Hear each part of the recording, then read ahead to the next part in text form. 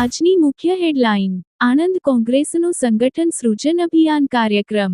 ગુજરાત પ્રવાસે કોંગ્રેસના યુવા નેતા રાહુલ ગાંધી. કોંગ્રેસના લોકપ્રિય નેતા અને લોકસભામાં વિપક્ષના નેતા શ્રી રાહુલ ગાંધીજી આજે ગુજરાતના પ્રવાસે છે. તેમનું વડોદરા એરપોર્ટ પર ભવ્ય સ્વાગત કરવામાં આવ્યું અને ત્યારબાદ તેઓ બાય રોડ આણંદ તરફ રવાના થયા હતા.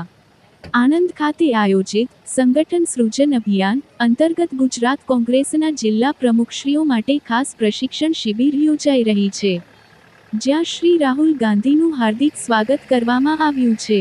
રાહુલ ગાંધીના ગુજરાત પ્રવાસને લઈને રાજકીય ગતિવિધિઓ તેજ બની છે. ગુજરાતના દિગ્ગજ કોંગ્રેસી નેતાઓ પણ રાહુલ ગાંધી સાથે મુલાકાત માટે લાઇનમાં છે. આમાંથી સ્પષ્ટ થાય છે કે રાહુલ ગાંધીનો આ પ્રવાસ ખાસ મહત્વ ધરાવે છે. રાહુલ ગાંધી ગુજરાત પ્રવાસ દરમિયાન દૂધ ઉત્પાદકો અને પશુપાલકો સાથે સીધી વાતચીત કરી રહ્યા છે, જેમાં ગ્રામીણ પ્રશ્નો, ખેડૂતોના હક્કો અને સ્થાનિક સમસ્યાઓને લઈને ખાસ ચર્ચા થઈ છે.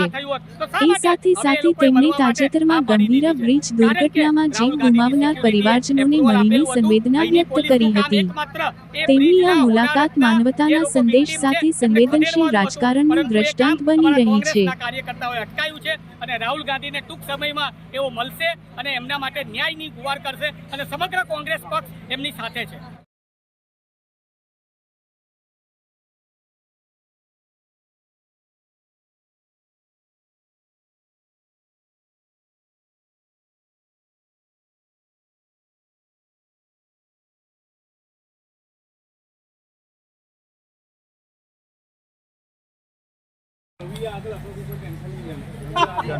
આવું બધું છે. રોડ કાતો જોયું ના, રોડ એવો ને એવો જ છે. હજુ અત્યારે રિપેરિંગ કામ કરતા નથી.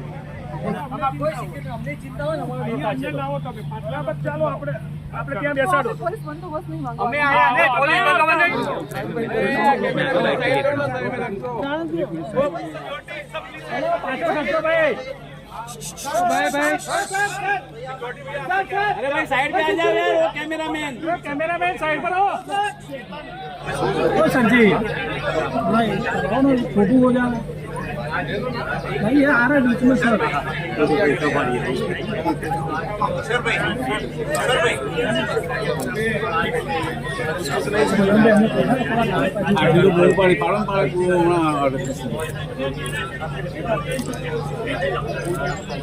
थोड़ा खर्चो आप जो फोटो पाड़ो तो भाई. ओ सर जी लगता नहीं यार. ब्लैक शर्ट अजय भाई, अजय थोड़ा खसना नहीं.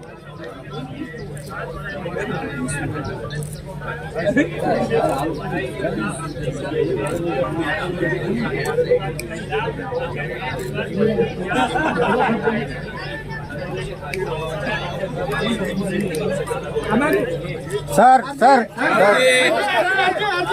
ઉપર આવ્યા છે. એક જ સભ્ય ચૂંટાઈને આવેલા છે, જસુભાઈ પટેલ. માટે કોઈ વિરોધ એમનો સ્વીકાર